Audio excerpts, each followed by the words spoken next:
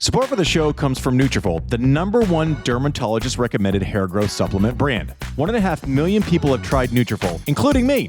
I've tried it before myself. It's been great. For a limited time, Nutrafol is offering our listeners $10 off your first month subscription and free shipping when you go to Nutrafol.com and enter the promo code SERVED. That's spelled Nutrafol.com, promo code SERVED. Nutrafol.com, promo code SERVED.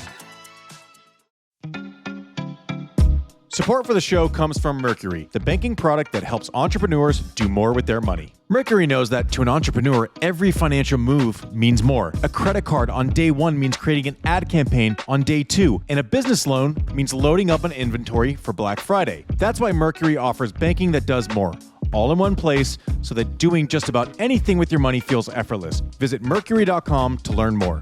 Mercury is a financial technology company, not a bank. Banking services provided through Choice Financial Group, column NA, and Evolve Bank and Trust. Members FDIC.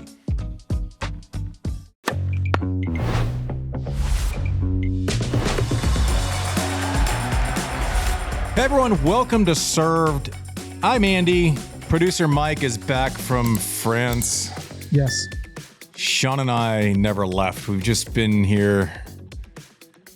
We haven't really been doing much. It's been. I hope you had. Maybe you haven't. I know Sean's been busy. I hope you had a good vacation. Really excited about this episode. Rick Draney is joining us. For those of you who don't know who Rick Draney is, one of the pioneers of wheelchair tennis, and he is going to tell us all about that great sport, who the best players in history are, how the wheelchairs work. Like, I got to ask every question I've ever wanted to ask and kind of nerd out on all the things that I don't know. I'm a huge fan of wheelchair tennis. I always find myself watching it, drawn to it when I'm live, when I'm in person at an event.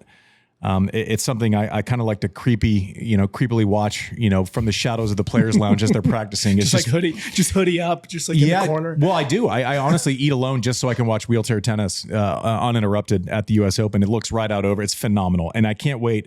We shot this interview probably like 12 days ago. Yeah. And it's one of my favorite episodes that I've ever done because I didn't know the answers, really. Normally you ask, Iga, what were you doing well at Wimbledon? I watched those matches. I am able to tell, I have my own opinion on what she did, and nothing's really shocking. This, I didn't know. Tire pops mid-match. What happens? Is there there are so many things I wanted to know about the inner workings of wheelchair tennis and kind of celebrate this great game. So please stay tuned on the other side for Rick Draney. Let's do a quick Racket Rundown brought to you by Wilson. Coco Gauff. It feels like we're always negative, and then she just wins stuff. Semis last week, wins in Wuhan again, beats Jess Pegula, beat Jasmine Paolini in the semis, 4-3, and then 4-5 in the final.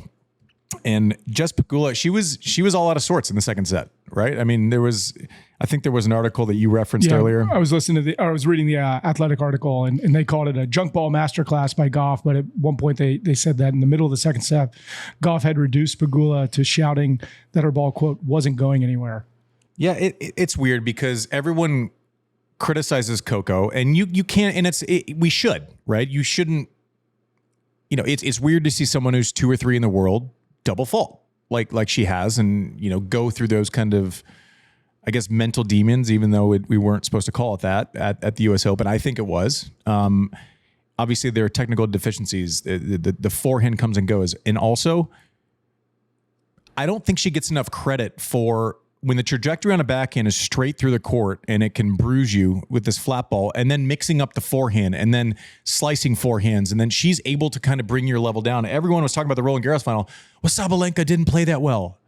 She just doesn't not play well just because. There's a reason for it. Coco knows she can rely on her legs. She knows she can mix up paces on the forehand. When she's going right, that is very, very tough to deal with. When she's not missing that shot, it's very tough to deal with. My opinion is that when people say, you got to go after the forehand, I don't know. Yeah. Like she kind of plays reverse tennis. It's like the backhand is the shot. The forehand, if she didn't miss it ever, really tough customer. I thought she played well. I thought she had control of her ball flight on her forehand side, and it was frustrating. Listen, Jess Pegula is one of the best ball strikers on earth. Jess Pegula is also not one of the taller players on earth, right? So you get it up and out of the zone, it becomes frustrating. By the way, I've been meaning to say this for like 2 months. The Players Box is cool. Jess Pegula's podcast is cool. Yeah, with Maddie, and they're doing a great job. I think it's differentiated. I think it's really cool. If you haven't checked it out, go check it out. Talking about real things from the tour. Yeah. Fantastic. Who would have thought? Who would have thought? I would have thought. They're awesome. Yeah. Check that out. Jess Pegula had a great run. Good Asian swing. Coco wins the Masters 1000, and it's like we don't talk about it when she wins. She only dropped 25 games all tournament. Yeah. And for me, I do think, and maybe I'm in the minority right now, but I do think Coco will be a dominant server at some point in her career. I know I'm redundant at this point. I've seen it. The ability is there. I think it will click. She's 21 years old. When that comes around, the forehand will get better. Normally we get better at things as we go on in our career, especially weaknesses. She's 2 and 3 in the world with 2 shots that come and go week to week. Obviously, there's a place to criticize that. And my mind goes to when those things get 20, 30% better, it's going to be a real problem. She's been top 3 in the world with those deficiencies. She is a champion. She shows up every week. After the US Open, I'm going, man, that was tough to watch. Like her emoting and going through it. I'm like, is it a good thing for her to step away for a second, just take some relief? Apparently not. Just go win a Masters 1000. What does this do for her momentum going into the WTA finals? I don't know. I think she played well at this time last year. Mm-hmm. I almost think it's almost the Grand Slam spotlight's not on anyone. So maybe you free up a little bit.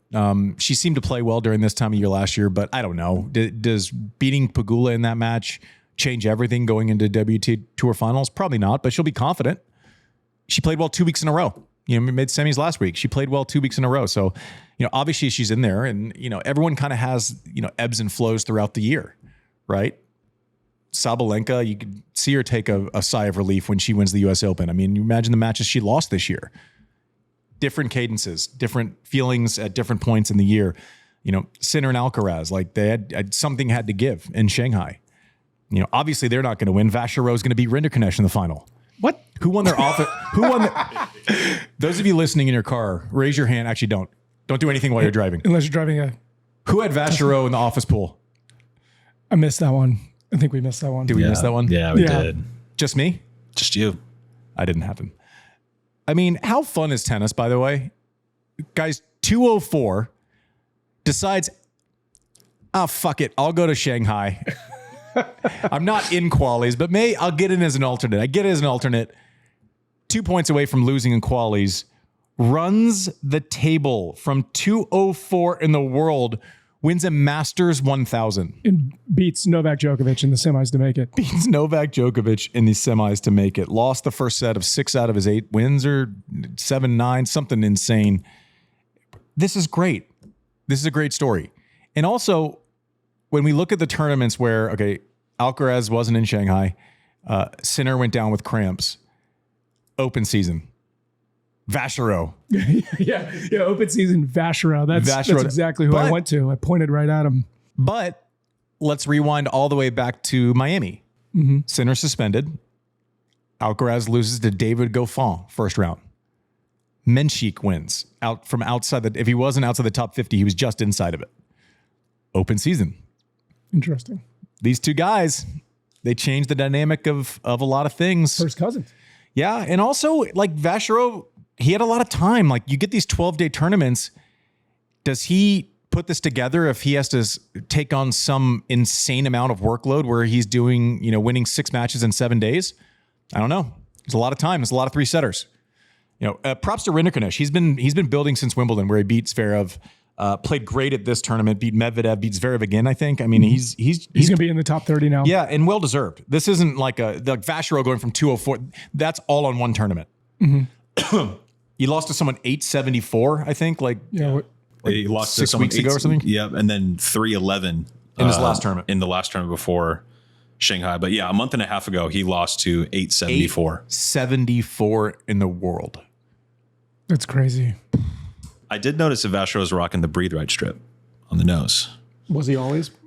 We should go back and check. Yeah, we should go back and check. Because, Carlos, right? Carlos threw on the breathe right strip and won a match at Labor Cup. I mean, I don't know.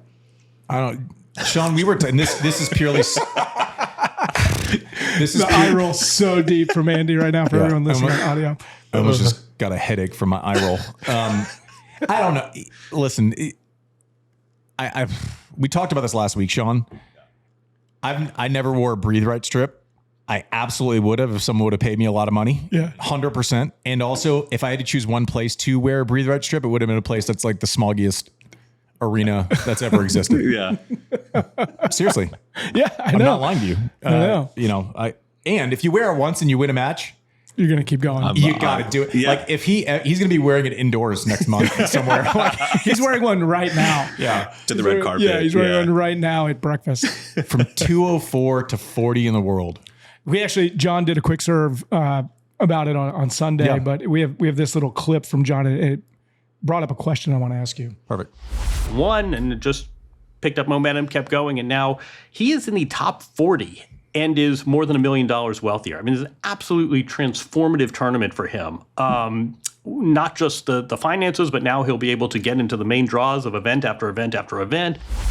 Hearing that, obviously now by winning this tournament, he jumps up in ranking. He jumps up into the top 40. It gives him, a foothold in being able to get into these top events. Is it better to have a jump like this and a huge win like this earlier in a season or later in the season, and kind of explain the logic behind that? When you're 200 in the world, the answer is yes. Yeah. Anytime. Anytime. But think about like in terms of the context of planning 100%. and all that. No, I get what you're asking. Basically, is it better? Like this is, I think, close to perfect scenario for him as far as when to make this jump. Remember Boisson from Roland Garros makes the semis from 300 and something in the world. Couldn't play Wimbledon because it's a 6-week delay. So, and what I mean by that, I'll explain this to listeners, all you chuckers. So, And me. and people that work in tennis. So basically, the entry list for given tournaments are accepted 6 weeks ahead of time. So he was supposed to play a challenger this week and then just kept winning in Shanghai, right? But he's not going to be entered in like the Viennas, but he can still play quali. You can play qualis based on ranking. The entry list is shorter. So he'll be able to play qualis at all these events. He'll probably be seated 1 in qualis at all these events now. But I'd rather be able to plan from January on next year and actually, take a month and train and, do all of these things or all these benefits. I would take a week, figure out where you're going to go. But if I'm him, I'm jumping into qualities of every big event. Because now he knows he can look at it with his team and be like, all right, we're going to go here, here, here, and then kind of plan around that for all of 2026. He can literally plan his schedule for all of 2026, 100%. Which is crazy. But if he would have done this, say, in between Australian Open and Roland Garros, you're kind of like, oh, shoot, like you might blow up my schedule. Australian Open and Roland Garros would be the second best because it's the most time between. If you do great at Wimbledon, you almost don't have 6 weeks before the US Open. If you do well at Roland Garros, yada, yada, yada. If you could do well at Rome, you're missing 2 slams. If he would have done this at Rome, he would have missed Roland Garros and Wimbledon, wouldn't have been a main draw. And he's only qualified, I think, for 1 Grand Slam. Mm-hmm. So, I mean, this guy, it's going to be that Raducanu thing where he's going to say, oh, next year I've won 20 total matches and 8 came in 1 event. It's nuts. So it'll be crazy to see. Monaco, baby. It's on the map. I mean, it's just like I was there last week. Everything about it is insane. He played his cousin. Yeah, he played his cousin, like from Monaco. Yeah, like cousin, and then his coach was like it was his coach's uncle or his cousin or something. Like his coach was his twin brother. His coach was Benjamin Ballard. I used to play juniors with him. Really? Yeah. He's related to him somehow. I don't know if it's through, everyone's related. Like I was watching the match last night and they were showing the boxes and I was pretty sure there wasn't anyone who wasn't related. I mean, he wrote on the camera, he said, Grandma and Grandpa would be proud. That's so cool. It's just great. I mean, and listen, Rinderknech was full of class and obviously it's your cousin. His post-match behavior was dictated by his cousin, their family, that love, and not that, okay, this might be the best chance I ever get at winning a Masters 1000. And it's disappointing, right? I thought he was a 10 out of 10 with class. And it's just, I don't know. That's when the 2 top ones, when they miss a tournament, it gets wacky.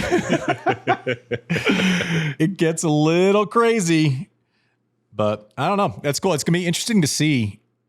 Like, I guess the question is, what's Vacherot going to be ranked next year after Shanghai? We have such a tiny little sample size. Oh, that's interesting. He lost to someone 874 in the world 6 weeks ago, someone 311 in the world last tournament. Are you taking now? What will happen is that every match he does win, and he plays big. So there are certain guys like Karlovic, when he was playing, could have gone to a challenger and lost, and you wouldn't have even thought, or he could have gone and played a tour event and won 2 matches, right? It's going to be interesting. Every match he wins is going to count for points, right? He's not going to have to work all week to get a couple of shekels now. If I don't know if the ATP. Oh, sorry, I don't know if the ATP site is right, but it's telling me how to pronounce it. Stop. But it says his year-to-date win-loss is 12-2, and his career win-loss in singles is 18-9. 18-9 is a big number, but also 4 of those come in Davis Cup, which he's 4-1 in Davis Cup playing for Monaco, which is what? How's that possible? What? No, what you're saying is crazy. So, but that could mean Monaco. Who does Monaco play in Davis Cup? They could be 4 groups down, right? So they could be playing, Antarctica. This can't be right. I mean, 18-9 is you have really, really great players that are maybe 500 on tour. If he's 26 years old and he only has 27 matches in his career? Yeah. Does that make sense? He went to school. Oh, college. He went to college. So they both went to this was the A&M showdown, baby. Oh my gosh. This was reunion weekend. Played in Shanghai for the Aggies. I'm so used to the stars who are starting to play matches at 17 years old. Yeah, no. And so I was just assuming that he would have a You're looking for something where it's like, this doesn't make sense, right? Yeah. There's a reason for it. Yeah. He was hurt or he didn't play. All of these things. I don't, it just happened. It just happened. Oh, you know what? This is why I'm so confused. When you scroll down his activity, it's all Challenger Tour events, which they don't count for tours. They don't count. And so that's crazy. I mean, watching. Oh my God. I wasn't looking at the tournaments. I was just scrolling. I was like, this doesn't make sense. Watching you guys discover shit that's obvious in real time is, you know what is the best part about everyone listening to you discover that challengers don't count for ATP Tour match victories? In our defense, there's nothing obvious about the tennis schedule. There's also nothing obvious about the website, the way they structure it. Just because other people are idiots about something doesn't mean you guys aren't idiots right now. Sean, that's the worst reasoning ever. You know who's not an idiot about anything? Who? Rick Draney is not an idiot. Definitely not. An Hall idiot. of Famer. Hall of Famer, class of 2023. 2-time Hall of Famer. Dude, you don't say it. Yeah. I can't wait. One of my favorite stats that I have ever read out loud on this show is coming after the break. Rick Draney, absolute legend. Please stay tuned and give wheelchair tennis the respect that it deserves. Fantastic. One of my favorite interviews that we've ever done. Vacherot. Rick Draney on the other side. Support for the show comes from Nutrafol. Nothing beats the ego boost that comes with a good hair day. So if you want a whole body approach to tackling hair issues like shedding or thinning, give Nutrafol a try. Nutrafol is the #1 dermatologist recommended hair growth supplement brand trusted by over 1.5 million people, including me. I've tried Nutrafol before myself, and it's been great. In just 3 to 6 months, you can go from a hat guy to a hair guy with visibly thicker, fuller hair and improved scalp coverage. Nutrafol Men is clinically tested to improve hair growth and quality. So hats off to great hair. For a limited time, Nutrafol is offering our listeners $10 off your first month subscription and free shipping when you go to Nutrafol.com/men and enter the promo code SERVE. Find out why Nutrafol is the leading hair growth supplement brand on the market at Nutrafol.com, spelled Nutrafol.com/men. Promo code SERVE. That's Nutrafol.com/men, promo code SERVED. Hey everyone, welcome back to Served. We do a lot of shows where I know a lot about what we're talking about, right? Or at least I'd like to think I do. As we've grown as a show, I think we've been lucky to get on more long-form interviews. We do recaps, we do live shows at a Laver Cup or a US Open. I think the priority when we started Served was to kind of tell stories from tennis that maybe aren't getting covered every single week globally. I think that's the thing that I want to be very careful not to get away from is, listen, let's talk about the parts of tennis that I'm not an expert in. I would love to learn more about it. Our guest today, I just feel so excited and lucky for the show to be able to kind of do these types of shows. Is a friend who I met at the Hall of Fame and have known through the Hall of Fame named Rick Draney. Was the number one player in the world, 98, 2000, 2001, spent 102 weeks at number one in the world in singles, 118 in doubles, world champion, an advocate, was a huge force behind the quad division in tennis and making it real and leading to the ITF ranking system.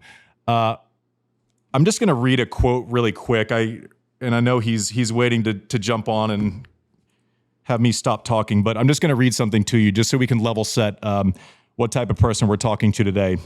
Jason Harnett, who was Rick's coach and longtime friend, during his induction into the 2023 member of the International Tennis Hall of Fame. The quote is, "What impresses me is Rick's loyalty and his desire to do things the right way. His consistency and standards are what make him remarkable. Rick was a pioneer. His influence goes beyond the wheelchair tennis world. Facing challenges that most would shy away from, Rick proved to be a transformative force. Today's athletes owe him the highest level of gratitude for his contributing efforts to the tour and to the sport that they enjoy." Maybe I don't want you to quit talking about this. Rick Draney, welcome into Served, and thank you for being on and spending time with us today. You are welcome. Thank you very much for the invitation and the opportunity. It's a thrill. Yeah, so I kind of became obsessed. I sat next to Rick during one of the events leading into the induction ceremony. We were around each other up in Newport this year for Maria and the Bryans. And as I kind of heard him, I wasn't even directly asking a bunch of questions, but I was kind of eavesdropping on a lot of the conversations you were having, Rick, and describing, wheelchair tennis and the intricacies. And I found myself thinking that weekend that I'm a dummy for not getting smarter on it and actually understanding how it all works, the tactical parts, the strategic parts, the history of wheelchair tennis. And then I spent a week of my life. So it was basically, I would go do stuff at the US Open in the morning, right? You do hits, and I would always have an hour or an hour and a half before I would start my corporate opportunities in the afternoon. And every single day on P1 through P5, the wheelchair division starts the second week of the US Open. I was just watching and watching the wheelchair athletes hit and going through my mind and saying, okay, what's different? How does the strategy change? How does everything work? And I didn't have a lot of the answers. I had suspicions. So thank you. I became obsessed with doing this episode and helping our audience maybe understand and celebrate wheelchair tennis a little bit more. But let's start with your story, right? Let's start with how, why. I know that there was an injury involved, but let's go through the processes of your relationship with this great game of wheelchair tennis. Thank you. Yeah, I was injured in 1981 and went through a process of the rehabilitation and trying to figure things out and readjusting to life and figuring out what the possibilities were and the options going forward, and was in a college class with another guy in a wheelchair by the name of Dan Lockman. We started talking a little bit, and that was in 81. I went back to school shortly after the injury and rehab, and I can't remember if that was 81 or it might have been 82. But anyway, he just asked, hey, so what do you do? What are you up to? And I told him, well, I'm still newly injured. Trying to figure things out. And he says, well, if you're ever interested, there's wheelchair sports programs going on at Saddleback College, which was a junior college near where I lived in Southern California at the time. And initially I dismissed it because I was still trying to figure out how to get through the day and didn't think that getting back into sports was something that was going to be realistic, especially in the short term. I was an avid athlete before, not excelling at any one thing, played a lot of sports, like to ride motorcycles, things like that, but enjoyed being active. And so that was something that was a little bit of a struggle for me, is figuring out what was going to be possible. And as time went on and I regained some strength and confidence and individual abilities and started getting around a little better, got more mobile, got some strength back, those types of things, I was willing to explore the possibilities. And didn't know anything about tennis, maybe played a handful of times before my injury. So I called a friend up and says, hey, just go out on a court with me and let's try this. And it was so frustrating at the time that I was ready to give up and thought, I'm never going to do that again. That was a complete waste of my time and so frustrating. But I guess being stubborn, determined, still curious, whatever the case may be, as a little more time went on, I got a little stronger, was moving a little better, and thought maybe I'll revisit this. And so I got up the energy to go out to this class and got introduced to a bunch of other people out there just playing tennis, and started trying to learn and figure out from them. Ron Hastings coached the program at the time, and he was instrumental in helping me start to understand. And let me back up just a little bit, just for a little bit of clarification. You mentioned for me as a quad division player in wheelchair sports, we have classification systems. And think about an able-bodied person, fully functional. You can run, jump, do everything that you need, want to do kind of situation. Say you're injured as an athlete, as a competitor, you're not going to be able to perform at 100% because something is not operating at 100%. In the disability world, whether it's an injury, an accident, something related to development in the womb or at birth, somehow something physically is not working as it should. And as you start moving up the spectrum, we kind of divide into two basic things. A paraplegic, para meaning two, usually means lower limbs or extremities. A quadriplegic, in general terms, means that the upper extremities, your arms, are affected in some way, shape, or form as well. And that was my case. My injury, my spinal cord injury, was in my neck. And so it affected my upper arms. My left arm, pretty normal. Hand, not too good. Right side, I have impairment in my hand, my wrist, my triceps, my shoulders. And so because of the added deficit that I have in the upper extremities, there is an obvious physical difference in performance on the court in sports. So in wheelchair sports, they try to classify for that so that everybody is a little bit more evenly paired as far as competition. Somebody who has very little impairment loss has a lot more function than I might have, or somebody else. And so there's just such a huge difference that it can't be overcome. You can't train hard enough or gain that muscle function back. When it's lost a lot of times. And so that's generally the term between quad and para that I might throw out as we go through this and discussing the evolution of the sport. The other thing, just real quickly in classification that we're starting to understand, is the significant role that the core or the trunk plays in the overall performance of the athlete. Usually we were just looking at the extremities, the legs or the arms, but now we're recognizing that the trunk function actually helps far more than we thought or realized when we first started exploring classification systems in tennis. Other sports address it more directly. Tennis is looking at that currently. As you're going through those processes where you have to vet quad, para, and now the journey towards kind of, and correct me if I use any of the wrong terms, but the core trunk function, what is that process? Is there a committee? Or what are those discussions like as you're trying to parse through physical ability and how it manifests in play?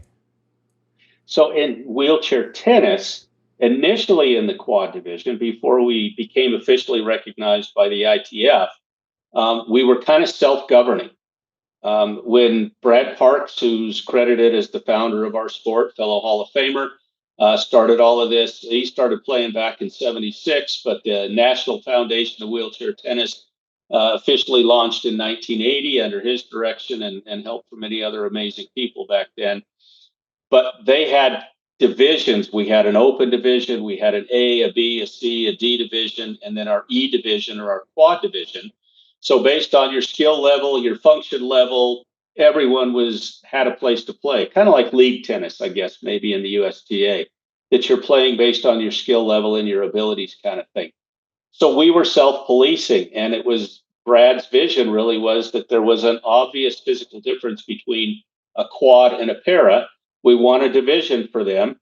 What do you guys want the division to be? And so we got together and talked about, all right, how much function is too much function, or, what's right for our division and our competition and athletes that are included, those types of things. And so it was kind of self-governing initially.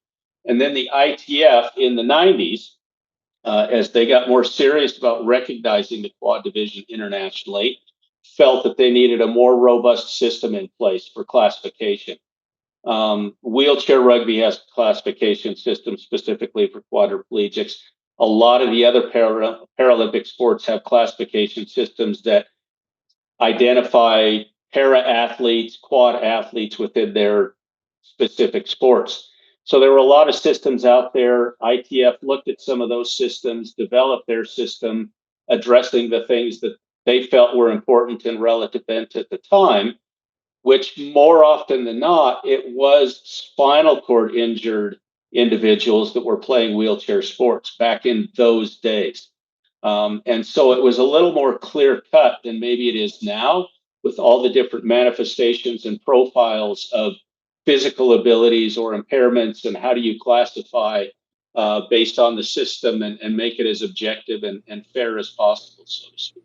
So that's the long answer to your short question. No, I want all those answers because we're trying to get a little smarter today, right? So so that was in the 90s largely. So now when you're looking at newer things, right? I'm sure the data feedback is more robust than it was in the 90s. Is it the same processes in place, or is there a certain amount of reliance on data or updated technologies, or is there a way to define these things more now as opposed to 30 years ago? More studies are being done, more testing is being done, more data is being acquired to kind of evaluate and try to make it more of an evidence-based system. We often, again, just relied on kind of what we saw and what we learned from other classification systems, and maybe even what we kind of felt, maybe a little subjectively, of what was appropriate for the division. But as the sport has advanced, and as Grand Slams and prize money and World Team Cup are equivalent to Billie Jean King Cup or Davis Cup, all of these things have come forward.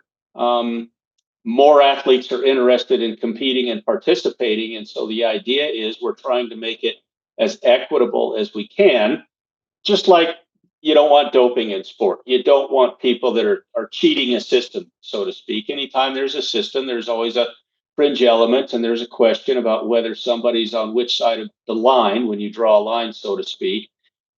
But they are trying to be far more objective, far more data-driven, far more evidence-based, and far more sport-specific for wheelchair tennis, and looking at, again, upper extremities, lower extremities, and core or trunk function.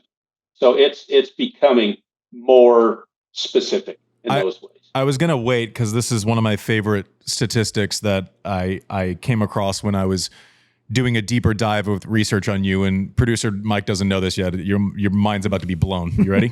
Okay. So Rick mentioned rugby and how, the differences and all of that. So, and correct me if at any point I'm wrong here, because this is largely based off of what I could get from my computer screen, Rick. Okay. So Paralympic tennis didn't exist until 2004. Rick had to miss it because he had a wrist injury. For the quad division. Sorry. It was a medal sport for the Paralympics. Correct. In the men's and women's open divisions in 92. So he couldn't play in it, from what I read, because he had a wrist injury. So all this work, setting up this sport, this division, and you can't do it. I go, but what if I told you he had already won a gold medal in a different sport? Oh, yeah? In Sydney in 2000. He mentioned rugby. He won a gold medal in rugby at the Paralympics in 2000, and was also the #1 ranked wheelchair tennis player in his division that same year. That's ridiculous. That's a joke, Rick.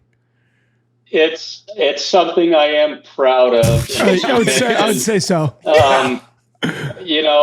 We can talk about Esther Vergeer's record of 400 plus match win streak, and we can talk about some other incredible athletes. You guys did your 5-setter segment on Oda, and being 19 and having the golden slam kind of thing, the youngest player in any discipline in tennis to do that. I mean, there are amazing stories in wheelchair sports and wheelchair tennis especially. But yeah, again, once I got introduced to competitive sports, it was like, what is possible for me? What can I do? And while I've been advocating since 92 for a quad division in the Paralympics, it did not happen until 2004. And I thought, well, I'm not getting any younger. And so my only option is to get more focused on rugby. And I played on a club team, and we won some national championships with our club team in Southern California. And so I thought, my path is going to be Paralympics for me right now is through rugby. And so I focused more leading up. I actually got cut from the team in 96, made the team in 2000. Thankfully, gratefully, good for us. We won a gold medal in Australia. It was an incredible experience.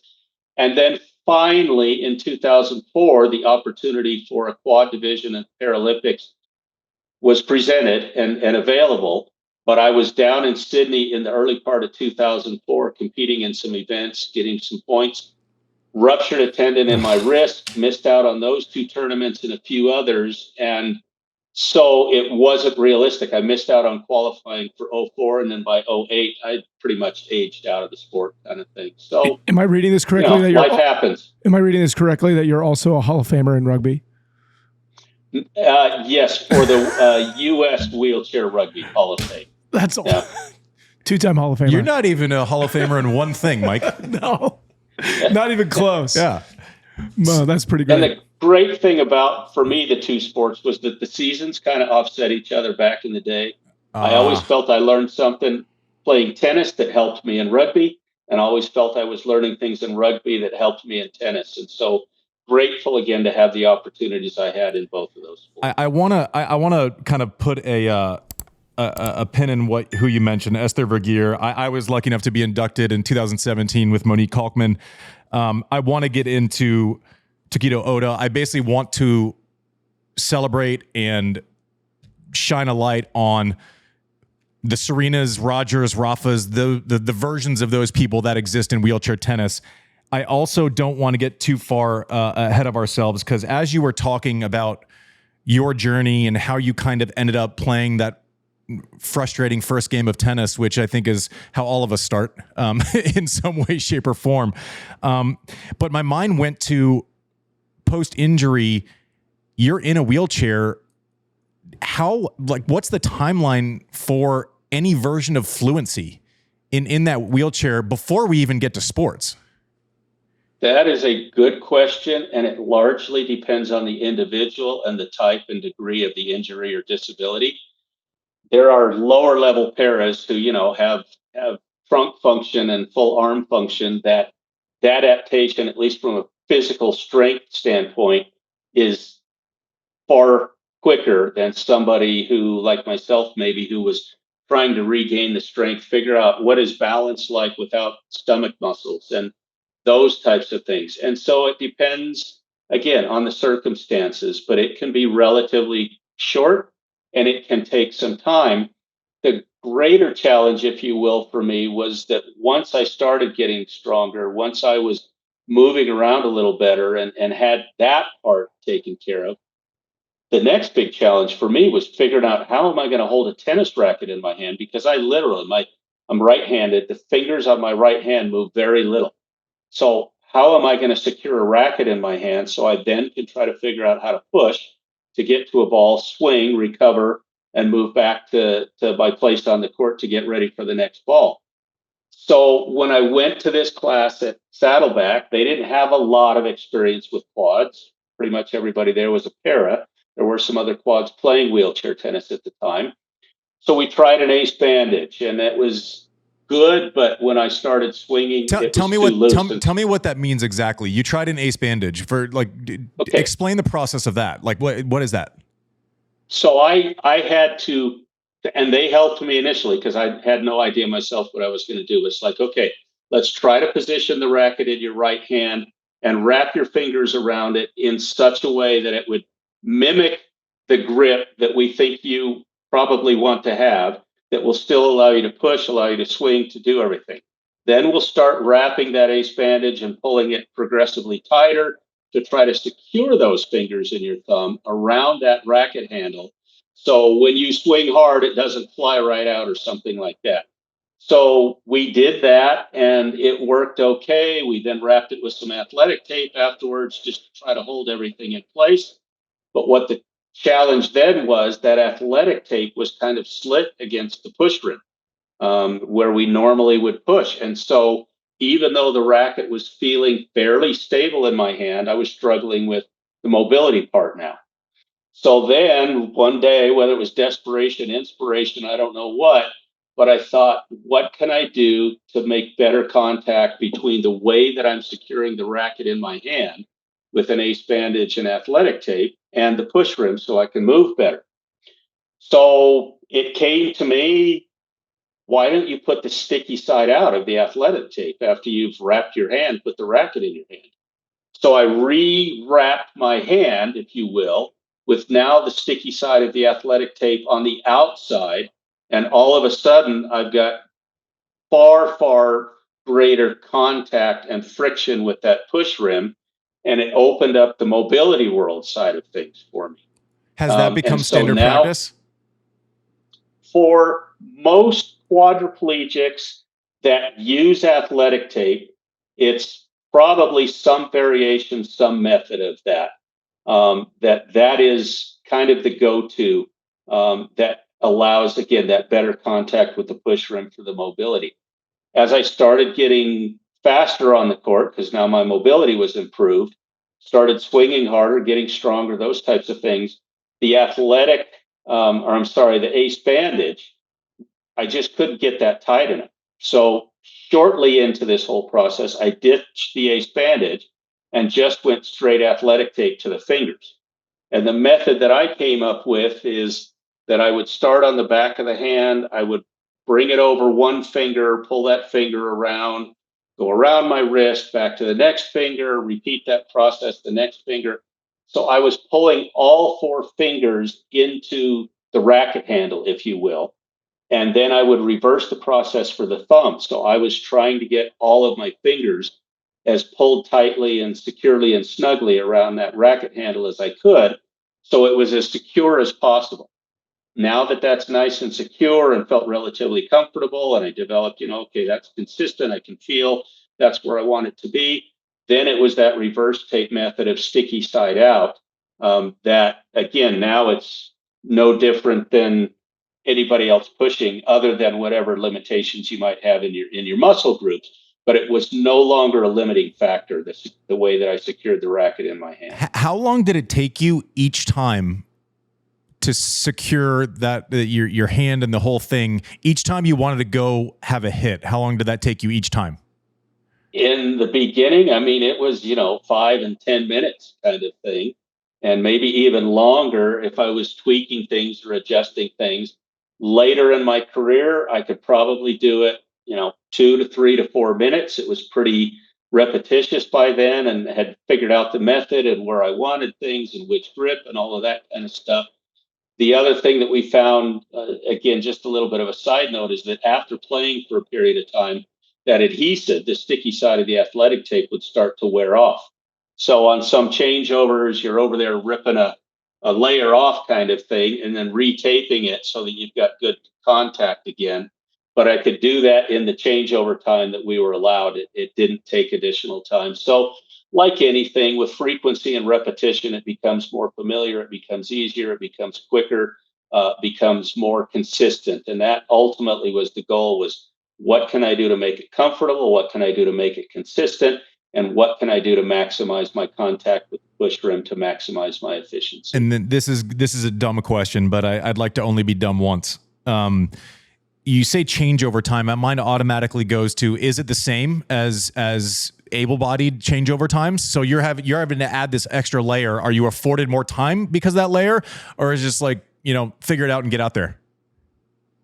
We were allowed a little bit of latitude. It wasn't hard and firm. And again, as fellow quad division players, we understood that sometimes it took a little bit more time for us, but generally our goal was to try to follow the rules as the best we could kind of situation. And speaking of rules, and your question wasn't done by any means, but speaking of rules, the one primary difference between tennis, wheelchair tennis, able-bodied tennis, is what we call the two bounce rule.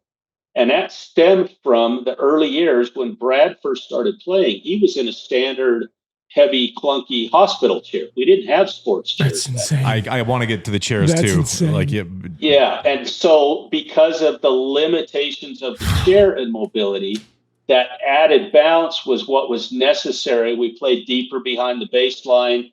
That just allowed more time to get from point A to point B. And yeah, we'll get into the whole evolution of the chairs. But other than the two bounce rule, we're pretty much governed by the same rules and really, really, really try to stick to the same rules on times and things like that. But yeah, I had to learn how to do it quickly and got pretty good at it. Yeah, you guys use the same balls, same rackets, same everything, same nets, same courts. Yep. are you allowed more? Is there an advantage to or an allowance? Is there any advantage to having like a longer racket? Because obviously you're playing above your shoulders more often than we would, right?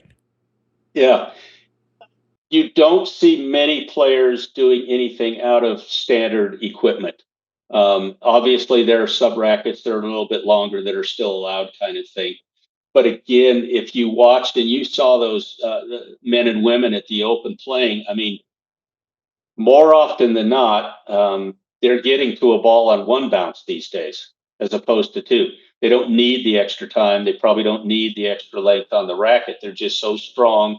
The equipment is designed so well that it's no longer a limiting factor. It's actually an enhancing factor. And yeah, you got to see it to believe it. I mean, I'm a tennis fan. I'm a wheelchair tennis player.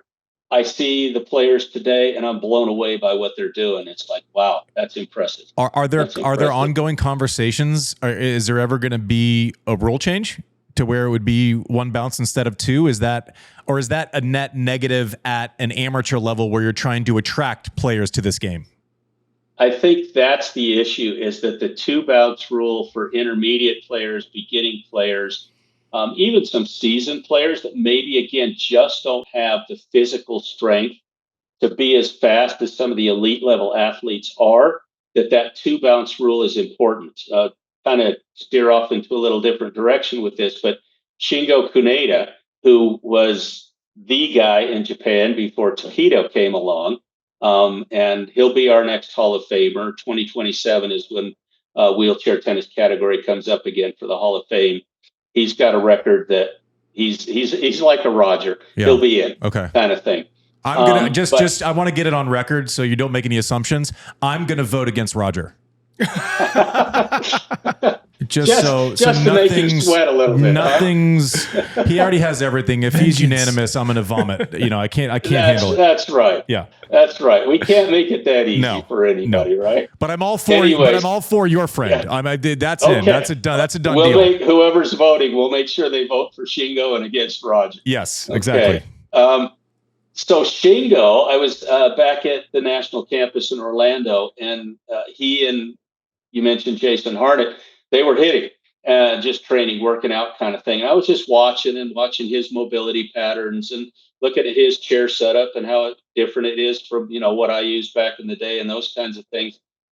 And I was noticing how often he was taking the ball on one bounce. And I said, are you doing that on purpose to force yourself just from a training standpoint?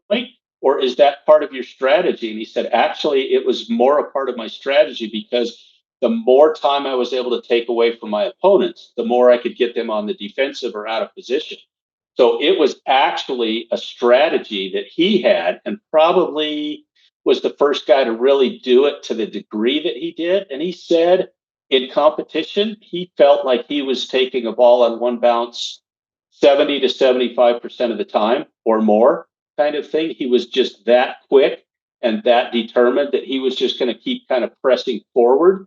And so the strategy will probably change. You see more players looking like they're trying to push forward, take advantage sooner and get the other player on defensive, which is a logical strategy for any tennis player very often.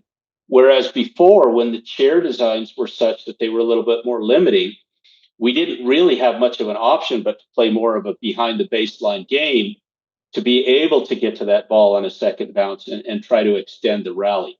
But you are seeing them moving forward, pushing forward, trying to take time away. But as you mentioned, I don't know that the 2-bounce rule will go away entirely in wheelchair tennis. Is there a world where it doesn't need to, because the best in the world will be able to enact the strategies that you're talking about, right? It's like a free market of strategy. It's just that some will be skilled enough to exercise that, so it kind of shakes out. Okay. There's been some talk about why don't we have a tournament with the best players and just you can only play it on 1 bounce and let's see what happens in competition. I know some of them train that way. I know some of them have played practice matches, and again, let's say 75 to 80% of the time they can make it work. That still means that 20% of the time they're not going to make it work. And so whether it actually gets adopted as a rule change, I question that. I'm not sure.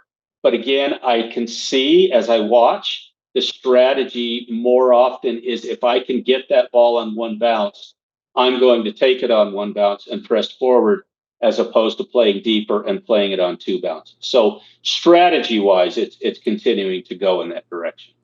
I keep wanting to get back to when you first kind of were in a wheelchair, and we touched on it quickly, but then I also want to go to like the wheelchair technologies over years is like endlessly fascinating to me. And then I want to talk about the superheroes amongst superheroes. And I don't know where to go with it. This is all so fascinating and interesting, but talk about how much, let's say, like uber focused training did you do based on the muscle groups that you needed to work post injury when you started in your tennis journey? And back in the 80s, how conscious were you of that? Or is it more, if I play more, it builds more, and it's kind of like a self-fulfilling situation? That's a great question, because nowadays, even in wheelchair tennis, we almost take it for granted. You know, everyone's got their team and they've got access to higher levels of training and more intensive training and more sport specific training and mental conditioning and nutrition and everything else. I mean, it really is the full focused package on producing the best athlete that I can with the talents and abilities that I have. Back when I started playing, we were mostly self-taught, and it was pretty much recreational. It was just, we're just out here because we enjoy sports. We enjoy doing something, enjoyed the social aspect, of hanging out with friends, hitting tennis balls kind of thing. But there was no prize money. You know, it wasn't like there were tournaments and there were opportunities to compete. You could win a trophy, but the incentives that there are today did not exist back in the day. Just like, you know, pre-Grand Slam era, pre-Open era, amateur status for, tennis in general kind of thing. It's evolution over the eras and those types of things. And so we played, but we didn't have somebody standing there every day. You got to do this, you got to do that. You didn't do this, you didn't do that. Let's work on this, let's change that. We got together, we went through drills as a group, we split off and played singles or doubles kind of thing. We played tournaments, but we were just kind of learning on our own and figuring out on our own. And so back then, I watched the para athletes, the Brad Parkses and the Randy Snows type of thing. And I just watched what they did. And I thought, if I want to be more serious about this, because if I was going to do it, I got to a point in 1984 is when I played my first tournament. And I had some wins in 84. And that was like, hey, this is kind of fun. Not only playing, competing, traveling, but winning feels pretty good too. I kind of liked it. that part right? never changes, right? That never changes wherever you are and whatever level you're playing, right? And so I started thinking, how far can I take this?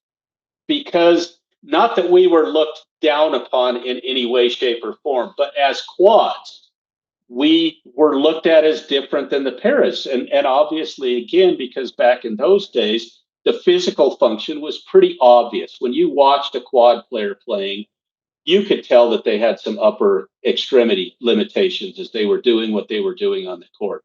But I thought, why can't I push a little faster? Why maybe can't I get a little stronger? Why can't I get a little smarter with what I do? And so I would watch those guys. Well, how did they make that turn? How did they attack that ball? How did they recover? I talked to them, what do you do for training? I remember Randy Snow talking to me. It was raining at one event and he found a parking garage, went inside so he could do some hill work in the parking garage and No just hit balls shit. kind of thing. Yeah. Oh, But it was like, what do I need to do to raise the standard of my abilities on that court to give myself a better chance to win? And so those were some of the things that I started looking at. And we started having camps and clinics, and we could get together with coaches and get more direct coaching. okay, so who's we? How many people? What regions? Is this a local thing that kind of it's like you draw a circle and then it's a bigger circle and then it's a bigger circle? Or are we meeting from different cities around the country, kind of a meetup situation?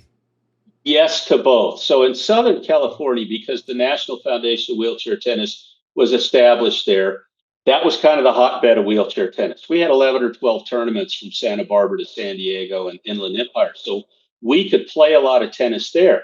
But as it continued to grow, now it's, in other places around the country. The first international tournament was in 1983, if I remember correctly. So shortly after, the NFWT was founded in 1980, and that was the same year that we had our first U.S. Open wheelchair tennis championships back then, pre-Grand Slam era, but that was our big tournament kind of thing that everybody wanted to attend, everybody wanted to try to win. So a lot of people were still coming to Southern California, but it grew from there, like you said, bigger circles, other parts of this country, other parts of the world, to where we are now, 140 or 50 tournaments, I think, on the ITF tour. 140 tournaments on the ITF tour. Yeah, and that's all age ranges. World. Sorry to interrupt. That's all age ranges. Yep. That's junior tennis through, pro slams, whatever. Adult. Yep. Okay, We've wow. got a total. That's about the total number, if I'm remembering correctly, somewhere in that ballpark currently on the tour. So lots of play opportunities now. So yeah, it grew, it mushroomed, it expanded over the years. But the we back in the day was just other folks in Southern California and at that class at Saddleback College. But then as other players, Randy got involved. He's from Texas. And so Texas started growing a program. Somebody else from another area hears about it or comes to a tournament. Something starts growing their kind of situation. And so now you're starting to get other coaches that are trying to help those local programs, and they're collaborating. What are you doing? What are you doing? And they get together at tournaments and they're sitting talking and, I see he's doing that. Where did that come from?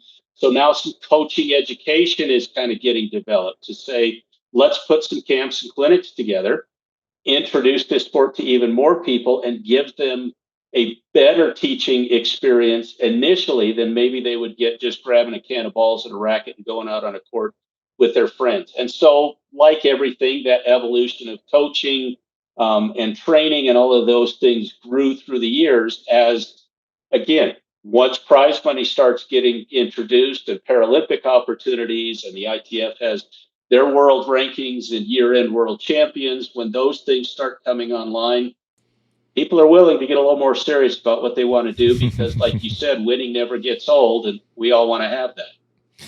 So as you're talking through this, I have so many questions. So your injury occurred when you were 19 years old. It was a car accident. You build up a couple years later, correct me on the timelines if I'm wrong. A couple years later, you start playing. And then you become a part of a community. Was that community similar in age, or is the assumption wrong that you were maybe one of the younger people in that community? And what does junior wheelchair tennis look like now? What are the age ranges we're dealing with when it becomes maybe more popular or more available? You see what's the kind of tipping point age where you start seeing interest these days? Great question, because it's going to lead into juniors, and I love talking about juniors. So for me initially, and again, back in the day with spinal cord injury specifically, the average age was in the late teens to early 20s. So I was average from that standpoint. Most injuries happened, whether it was a recreational accident, a car accident, whatever it was, the spinal cord injuries, the statistics show that it was typically, 18, 19 to 20, 21 years old. Is that just based on growth with individuals at that point, and like when an injury can affect you, or is that a dumb question? No, not at all. It's like I say, I think it's a function of the lifestyle. Okay. You're at an age where you're looking at doing things that sometimes maybe a little crazy, maybe a little riskier behavior. And so some of those were just accidents as a result of that. Now, you've always also still had kids who maybe were born with a disability or had something happen earlier in life, cancer, like Esther. She had cancer, and through surgery, they nicked part of her spinal cord as they were trying to get that tumor out. And she was, I don't think she was 8. I think that's when it was diagnosed. I want to say 11, but don't quote me on the numbers there. She can tell it, but she was young. And one of the neat things that the NFWT did in the early years is they developed junior wheelchair sports camps. And they would bring these kids together. Again, we were in Southern California, so track and field, tennis, swimming, archery, basketball, just opportunities for these kids and the families to come out and see that recreation was possible, to see that maybe more was possible than a lot of times we thought that I'm in a wheelchair, I've got an injury, I've got a disability. What does life hold for me, kind of thing?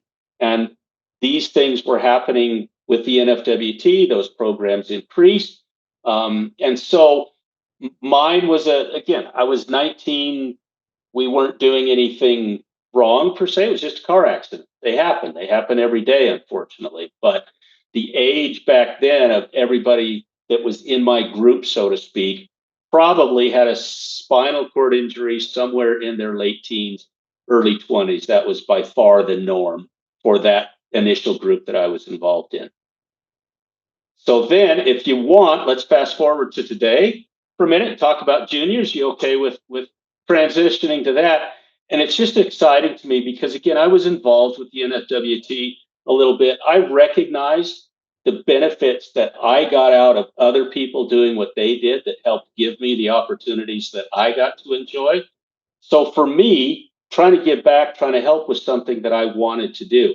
And being fortunate to be involved with those junior wheelchair sports camps in the early years was something that I really appreciated. And fast forward to a little bit of a timeline nowadays. In 1998, the governance for wheelchair tennis in the U.S.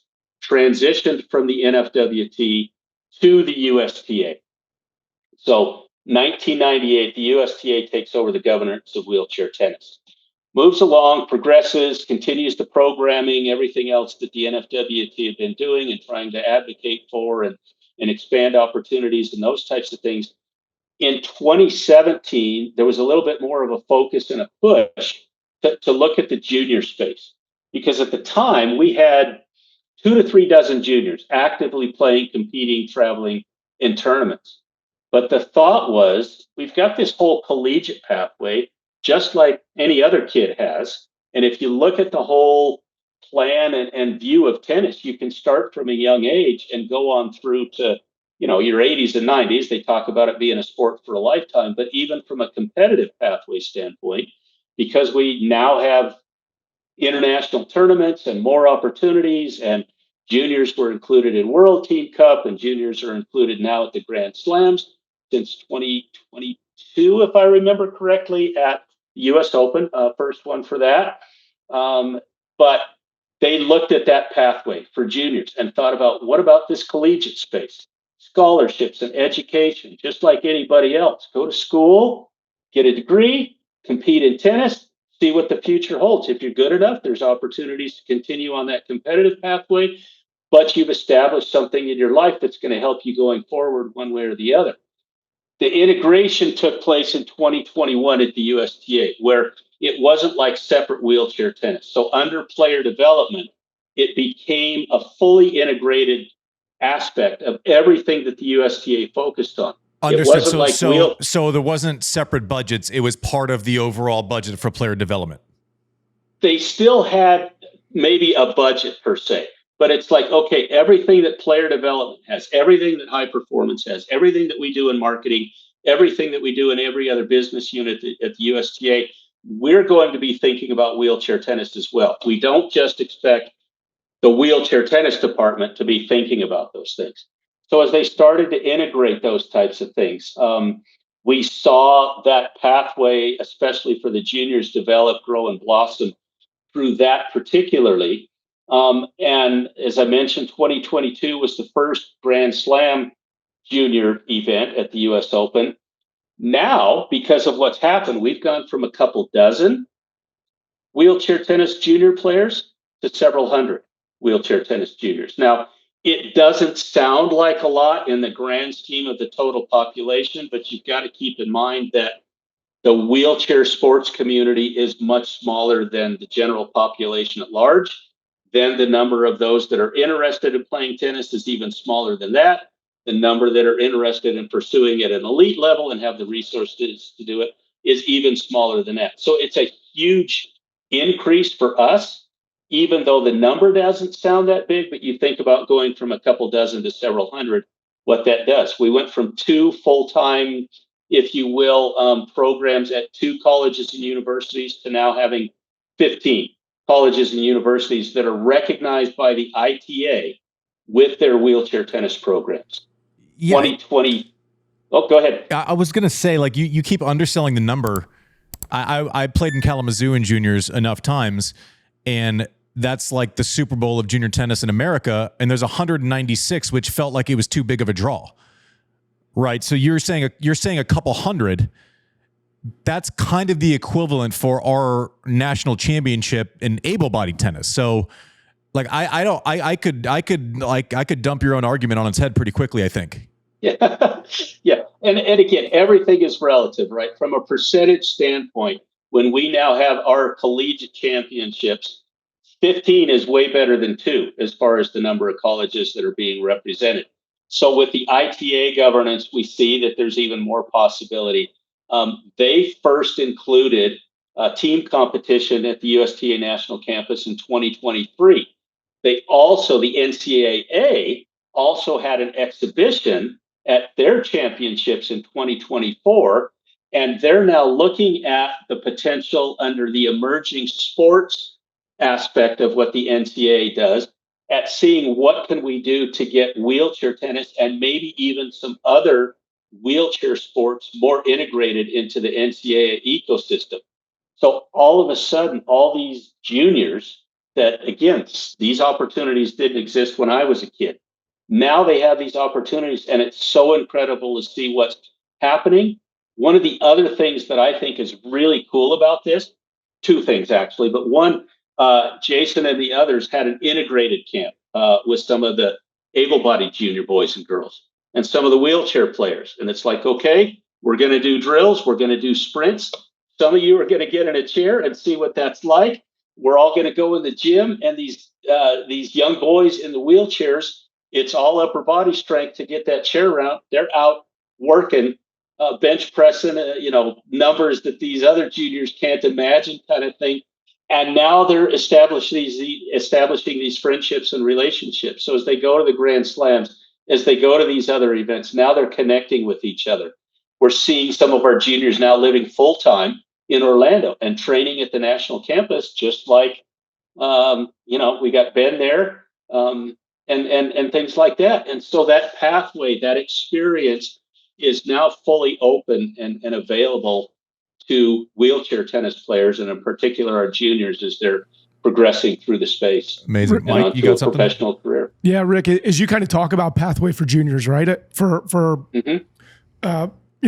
most kids coming up, if they want to get into tennis, right, all they need is a court, a racket, and a ball. Let's talk a little bit about the technology you guys need in terms of these wheelchairs, and obviously what's been changed since you began to what we see now. And as you said, some of it's giving advantage, to where it's getting lighter and faster. But talk about the angle of the wheels. Talk about what it costs to find this, and how you can tailor make it for your own physical ability, and then obviously how that then passes down through the juniors, as you said. Yeah, great question. As we all know, racket technology, string technology, shoe technology, things change, they evolved. And we probably wouldn't want to play with an old wooden racket nowadays when we have some of the things that we have these days. And yeah, you have a little bit of respect thinking that those players back in the day played with the equipment that they did and did as well as they did. For us, the sport-specific wheelchair has been a huge leap in the competition on the court. As I mentioned, when Brad first started playing, I mean, we've all kind of seen the standard clunky, big, heavy 40-pound plus hospital type wheelchairs with the footrest out front and the armrest and the high backrest and the push handles and those types of things. Well, in the earlier 80s to mid 80s, we started experimenting. And when I say we, it wasn't me, but it became a part of what was taking place in the wheelchair sports sphere, was that we were looking at what can be done to make chairs lighter, to make them faster, to make them more stable so they would turn better. And again, minimize the limitation of the chair and actually enhance the on-court performance. And so instead of cold rolled steel like those standard hospital chairs were made out of, they started making them out of aluminum. They started switching to tires that could take a higher pressure in them. Typically, it may be a bicycle tires, 65, 70, 80, 90 pounds. A road bike is maybe going to be there and higher. But we were pushing up to 120 plus PSI in tires. So there was less rolling resistance on the tire. Two of the other things that were really significant is we started changing the camber in the wheels, the rear wheels. Used to be that we were pretty straight up and down because we still needed to get through doorways. We only had one chair we traveled with and we got around with, and then we went on the court and competed in that chair. It's crazy. So we had to make it that it still could get us from point A to point B, not just perform well on the tennis court. Then the sport, well, let me just real quickly. So on the camber, that started changing a little bit more as we started transitioning to a sport-specific wheelchair. So the rear wheels, it's actually negative camber because the bottoms of the wheels are further out than the tops. Yeah, exactly. We thought 8 and 10 and 12 and 15 degrees was pretty extreme and pretty good. Nowadays, they're 18 to 20 degrees of camber. And those things, it's almost like if the wind blows, it will turn that chair. They are balanced and dialed in and set up that well that it's very, very little rolling resistance. So with the tire pressure, with the chair design and setup, the materials that they use in the early days, this is the other thing that's kind of interesting and a little bit funny to me as well. We did not use an anti-tip behind us. We just thought we just need 4 wheels and we just have to be careful how far we lean because we just didn't want to deal with them. We didn't think it was necessary.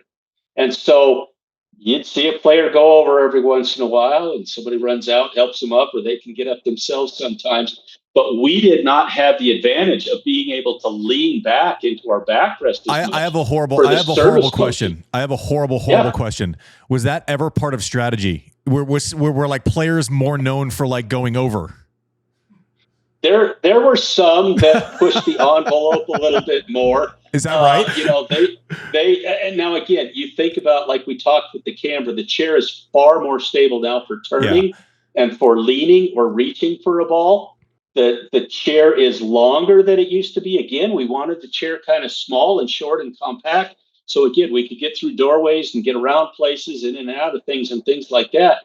So nowadays, the chair, yes, you can reach further. You are more stable when you turn with that anti-tip. Some use 2 anti-tips in the back, leaning back for the serve or leaning back into the backrest as you're executing a turn to make that turn that much quicker, or coming out of a turn to make that turn much quicker and recovering and getting back to your place on the court, your mobility patterns ready for the next ball. The chair design is amazing. If you've never sat in one and you haven't ever have an opportunity just to get in it, number one, to see how amazingly responsive they are. But number 2, to see, you know what, this having a racket in my hand, grabbing a push rim, pushing a wheelchair, turning, hitting a ball, recovering is a little harder than these players make it look these days. Isn't there video of Novak trying it and just absolutely getting smoked, not looking like he's the most accomplished player of all time? Yeah. And there are others that have done it as well. And again, oftentimes we can't really appreciate what other people do until we maybe get to experience that a little bit more. And that's not just me or people in wheelchairs. I mean, we think about all walks of life. It's obvious I'm in a wheelchair, something's happened. How many other people in the world, which is basically everybody, are dealing with something in their life at some point in time? Life is not fair, fun, or easy for anybody. And we've all got challenges, and we're all trying to figure those things out, help each other along. But sometimes, yeah, that experiencing it firsthand gives you a fresh perspective on then what you actually see somebody like a Tokito or something doing on the court these days. Support for the show comes from Mercury, the banking product that helps entrepreneurs do more with their money. For entrepreneurs, your banking transaction history is like a scrapbook of important moments in your company's history. That deposit isn't just a deposit, it's the first batch of seed capital. Sure, business is business, but to entrepreneurs, it's also personal. Mercury is the banking product made by entrepreneurs for entrepreneurs. It's meticulously designed with your needs in mind to make managing your business's money effortlessly simple and streamlined. Here at Served, Mercury has been a game changer when it comes to organizing our invoices, tracking our billing, and most importantly, being sure we take care of the people that make this show possible with on-time payroll. Banking, cards, spend management, invoicing, and more are all in one place with Mercury. Ready to see what powerful banking can do for your business? Visit Mercury.com to apply in minutes. Mercury is a financial technology company, not a bank. Banking services provided through Choice Financial Group, column NA, and Evolve Bank and Trust, members FDIC. So I always imagine when I'm hearing stories from anyone in tennis, and a lot of the stuff that is interesting is when people aren't watching, and that's where my mind goes. So when you're traveling and you have all these different sets, you have a performance chair, is there a shipping situation? Like, how do you get it from point A to point B? How do you protect it? Is it insured? Is it something where, do you have multiples if something goes wrong, if something breaks? Like what is that getting point A to point B? It's not just putting it all in a racket bag. Yeah, good question. It would, again, back in the day, we traveled with one chair. We had a racket bag that went on our lap. Wasn't too difficult. There's always a repair station at a wheelchair tennis tournament. On site, cool. That's kind of become a standard because, again, somebody blows a tire, gets a flat tire, somebody has a problem with a caster, an axle gets bent kind of thing. There are things that do happen on a regular occurrence, not a frequent occurrence, but we recognized that early on and said, okay, how do we deal with that? And so we would get some of these durable medical equipment providers and manufacturers and the places that sold the equipment. They'd come because they had experience repairing chairs and things like that. So they're typically on site with all the standard parts, an air compressor to pump tires up, those types of things.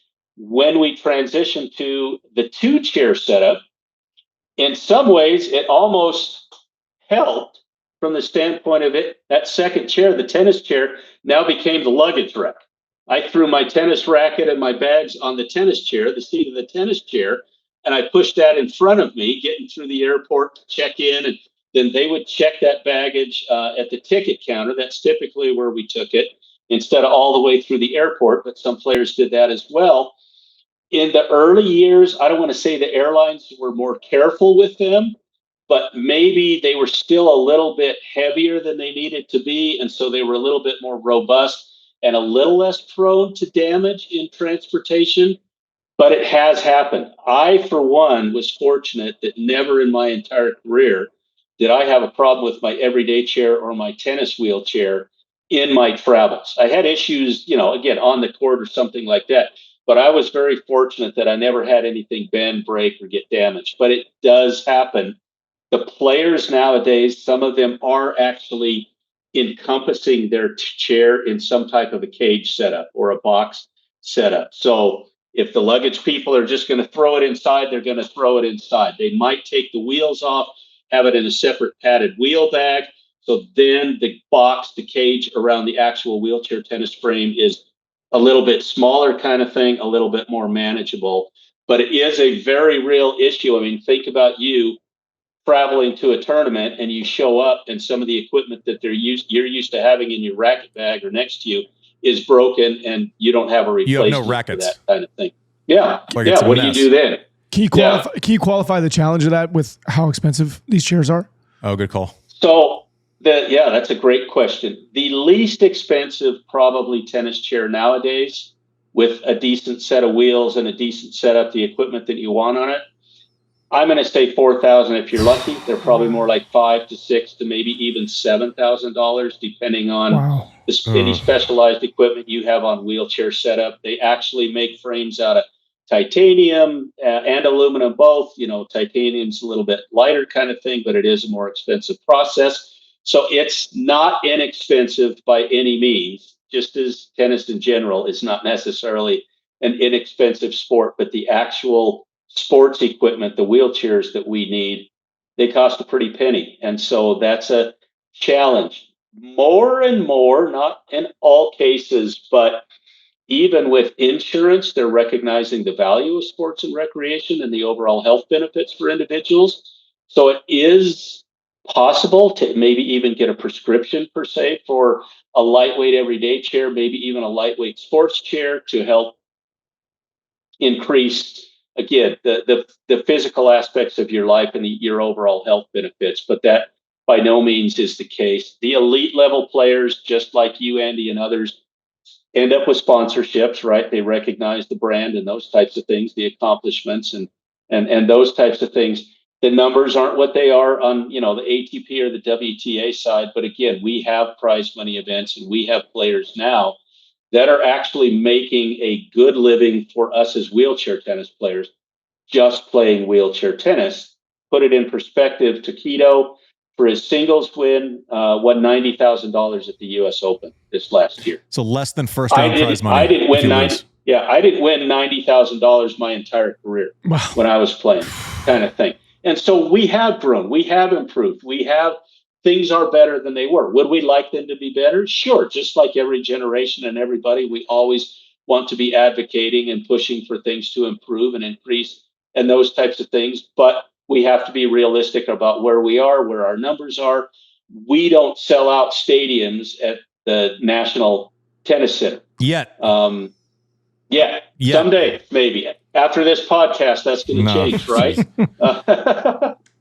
But again, we have growing pains just like the sport does, like any other sport does, and those types of things. It's a numbers game. It's economics 101, business number one, finance number 101.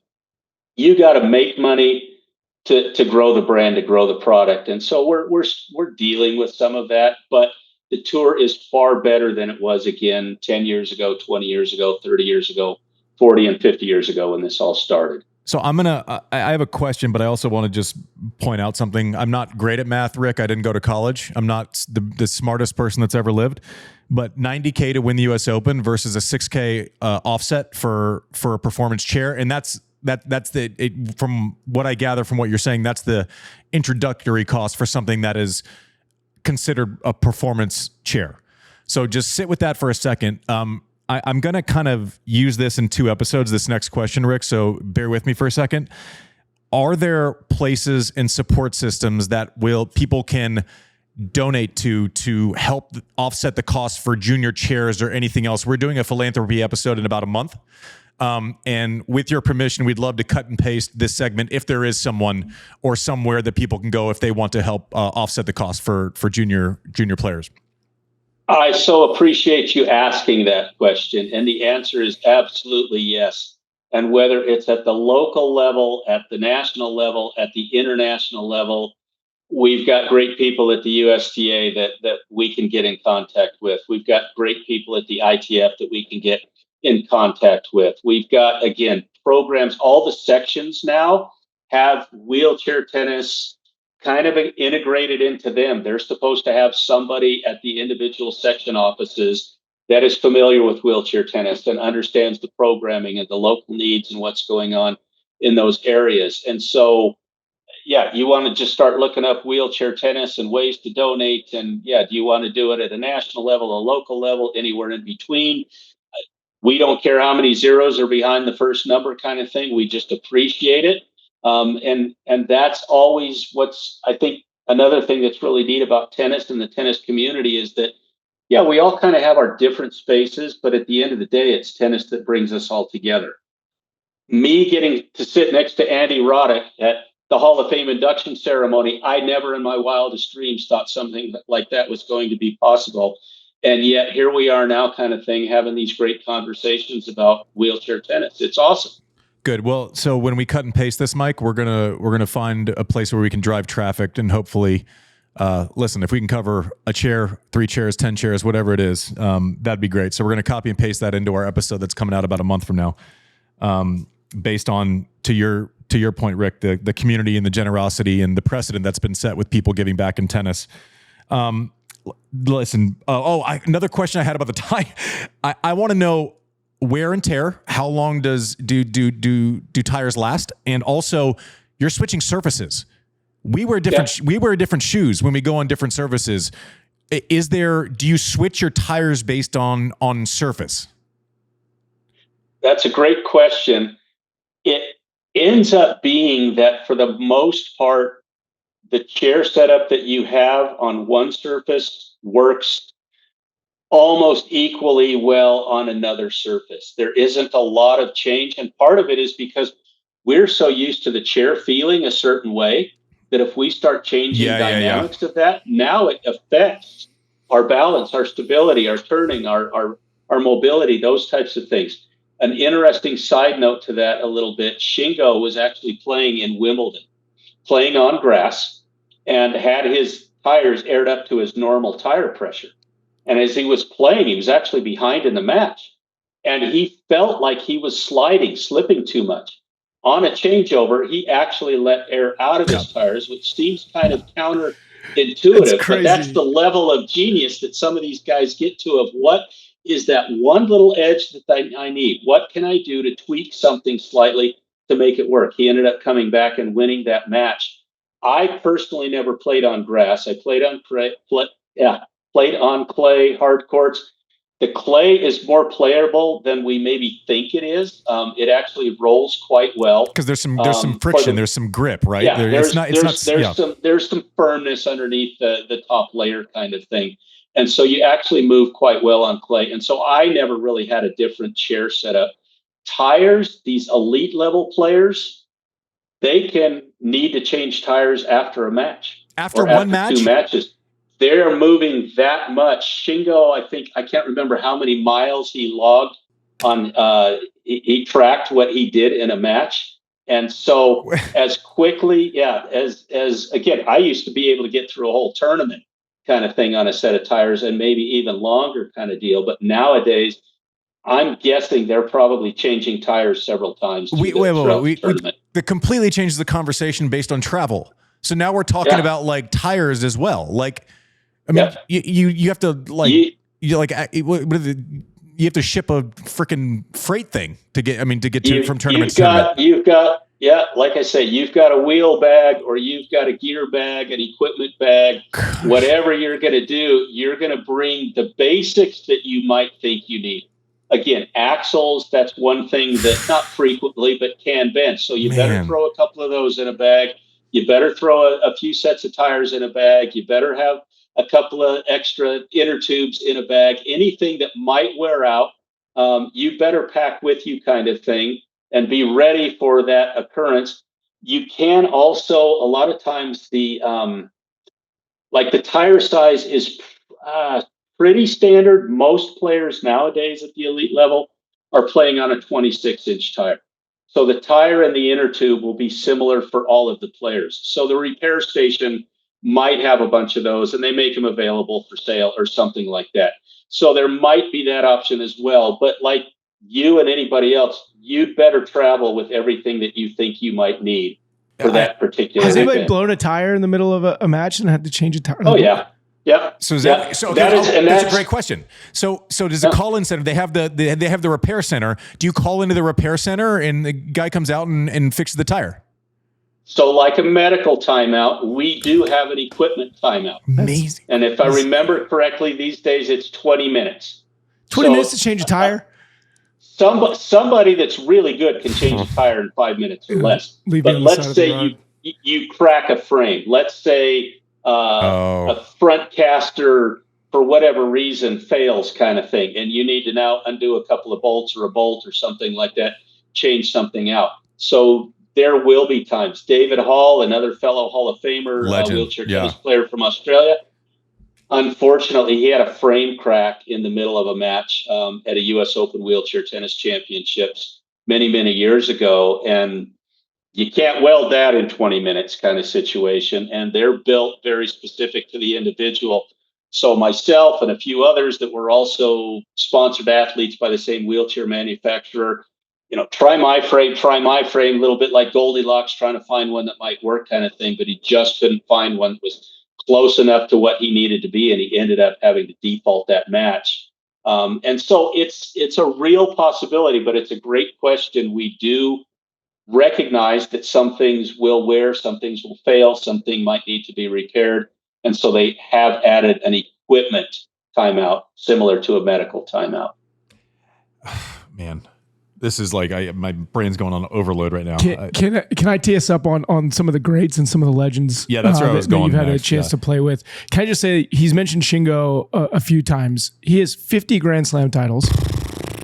He has a 106 match win streak that spanned 3 years. Which sounds great as long as you don't get to Esther next. Yeah, I was just going to say that. 4 Olympic gold. You're like, oh my gosh, this guy's so good. Yeah, and then you get to Esther and she's like, she didn't lose for a decade. And you're like, oh my God. Like just some of the greats. It's been really fun reading about these people. Let's run through, and obviously we're all kind of victims of the moment, and we have a phenom in Tokito Oda. So we want to get your thoughts on him. You mentioned Randy Snow, you mentioned David Hall, you mentioned Esther Vergeer, I mentioned Monique Kalkman, who I got to know during our induction ceremony.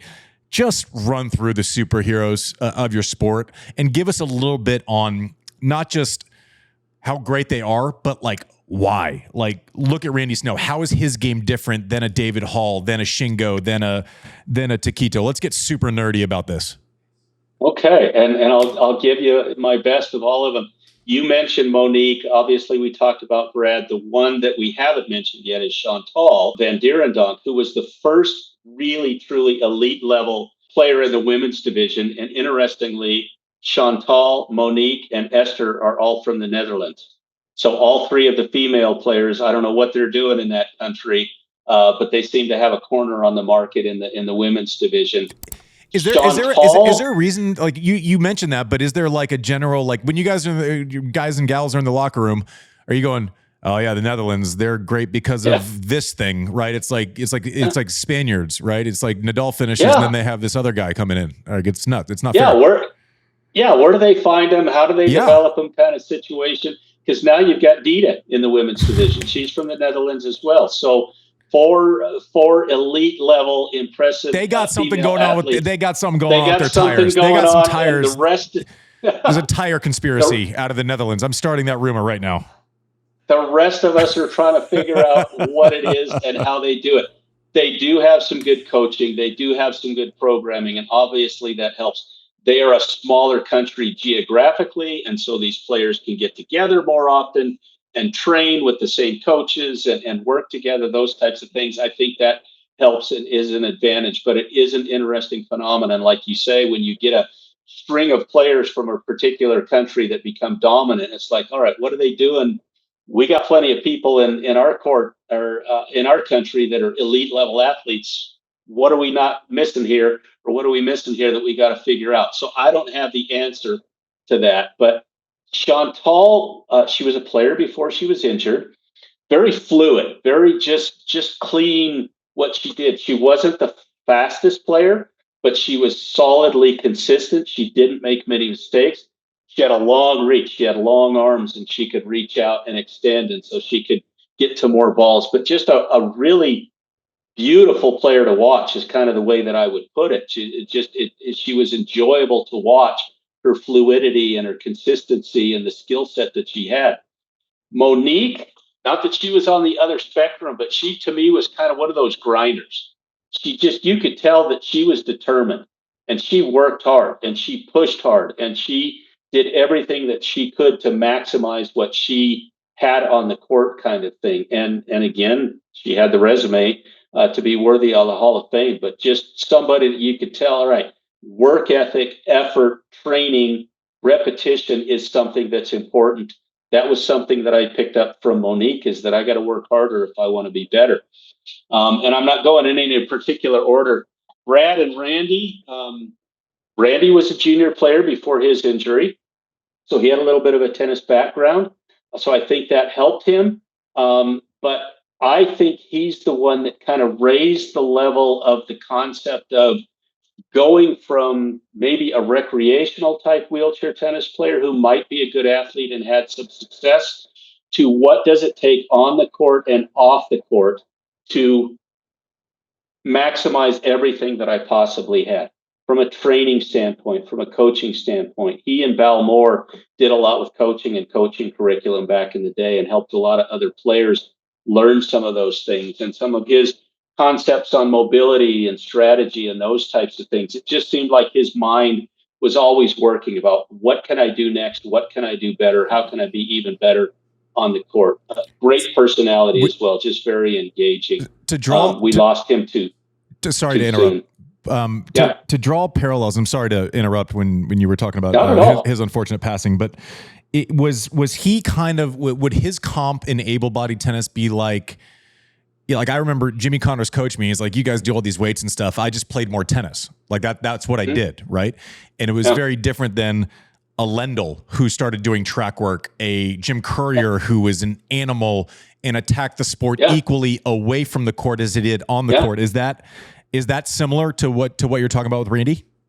I would say that would be a Randy, a Courier-like approach to, if I work harder off the court at whatever I need to work on off the court, it will translate into performance. Doesn't mean that he hit fewer balls per se, but he recognized that it wasn't just about, I need to get on the tennis court and hit more balls. There's more to it. So yeah, I think that's a good analogy with those players.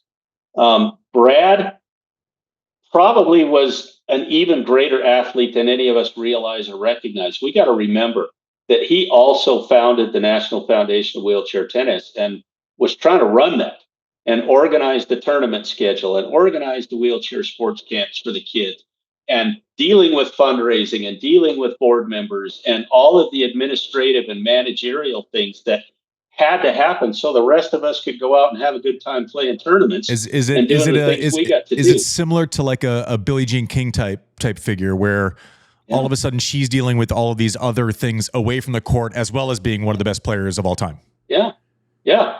Brad, and again, not to take anything from Randy, they had a good rivalry and others back in the day, but I think Brad would have had more titles if he would have been able to just be a tennis player and not have to be the CEO of wheelchair tennis at the same time. So yeah, great analogy from that. But talented athlete, very dedicated. Again, none of us can really fully appreciate how much thanks and gratitude we owe to Brad and to his wife, Wendy, for everything they did to get this sport started and to see that it had a legacy going forward, to see where we are today. David Hall was maybe a combination of everything. He was kind of quiet, not outspoken, not high profile, but you could just tell that there was a quiet, determined, reserved focus about him. And he did what he did in his way all the time. And it translated into an incredible career.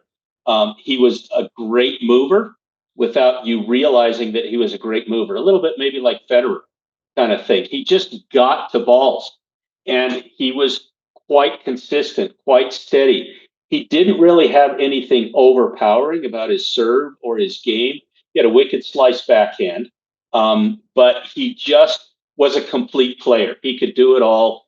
Back in his day, it was still mostly a baseline game, so he wasn't coming to the net. Just like all of us back in the day weren't doing that. We see that more today. But as a baseline player, he had about as complete a game, I think, as anybody did. He could just kind of do everything, and he moved really well. It's interesting because if you just saying that and me not knowing how the game has changed stylistically, it feels like it's almost like Benjamin Button to where like able-bodied tennis is now moving towards the baseline, and wheelchair tennis, from what you're just saying, is moving the opposite way. Yeah, it's like ships passing in the night. Kind of feels like that a little bit. Again, as players recognize that if I can get to a ball that much quicker, I take that much more time away from my opponent. realistically, it's still harder to get from point A to point B in a wheelchair than it is on your feet kind of situation. So even if it's fractions of a second or a second, that's a huge deficit. And over a 2, 3, 4, 5 ball rally, that adds up. You get that player so far out of position, you've got such an easy put away shot at some point in time. And so now we transition maybe to the Shingo, who really will be our next player in the Hall of Fame, I think. His retirement time frame, obviously, his career statistics are worthy of induction. He elevated everything that the rest of us have done just to a different level, on the court and off the court.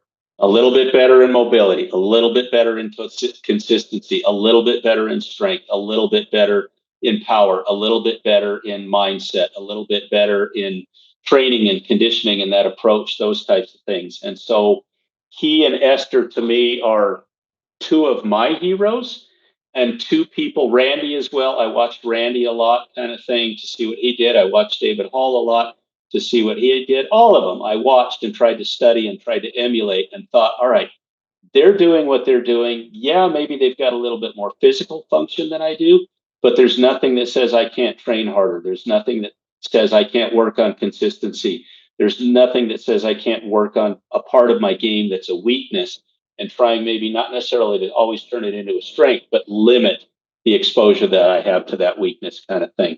And so they're all my heroes in my opinion, and watching them, seeing what they did, what they accomplished. But yeah, when you talk about Shingo and Esther and their records, again, not to take anything away from what they've done, wheelchair tennis, we've got a few hundred on the men's ranking, couple hundred on the women's ranking, less than 100 on the quad ranking internationally. So we don't have the mass number of players. And so when somebody gets really good, they have a tendency, I mean, you look at some of these careers, they're able to stay at the top for a little bit longer than maybe some of the changeovers and some of the parity and some of the, outcomes in the ATP and WTA events. Again, not to take anything away. When you're really good and you're consistently good, it means that you've worked your tail off to get that good. I just and need you deserve it. We just need to level set for a second, because we live in a country where we celebrate like SEC titles where there are 8 teams, right? And we celebrate, like we say we're national champions when it's national champions under a certain age, not playing against the best in the world, and we celebrate that as if we've just solved a crime or something, right? Like so again, don't undersell. We literally live in the country that likes to celebrate silos of accomplishment, and we'll break them off until we can celebrate it.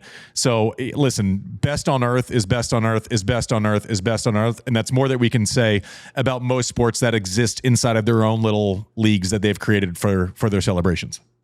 Yeah, and that's well put, and kind of where I was going with it. It doesn't matter if there's 100 or 100,000. If you're the best consistently over time, bring on the other 1,000, 100,000 any day, and they'll still beat them kind of thing. They're just that good. They're that unique and special as athletes, standing up or sitting down kind of thing. Tell me, so you mentioned the 100 and I think you said 6 straight matches for Shingo. Talk about, like, let's make it real. Some of Esther's stats where it's 400 plus match wins. And like, we're talking, this is Looney Tunes, kind of the statistics that we're like, she's the equivalent of, and maybe even more so than the 3 guys that I had to deal with. And all of a sudden people going, is so-and-so going to get to 24 slams? I'm like, that is a bananas conversation to have. It doesn't even make sense. They ruined it for the rest of us. Yeah. And it's, again, you just have to sit back for a minute and reflect upon anybody at any level of competition in any sport. But since we're talking tennis, anybody go out and try to win 400 plus matches in a row. 470. I lost 4 Dingles games this morning. Try to do that. And yeah, it was 600 and something. She lost out in Australia to Danny DeToro, was the one match that she lost. She already had a streak of like 200 or close to 200. I didn't know that. And she lost a match down there. I actually talked about it. She said, I just didn't prepare. I wasn't prepared for the wind that I had to deal with. Danny played well that day, but she says it was on me. I was not as prepared as maybe I could have been or should have been that day. there have been other really, really good players, and this maybe transitions a little bit into the newer era. Tokito doing what he did, Gustavo had 4 match points at the US Open. He was that close to taking all of that golden slam away from Tokito. And Gustavo has been a really good player for a number of years. In the last year or so, he's elevated the level of his game and has been pressing these top players even more than maybe he had been in years past, kind of thing. So it was a huge moment for him.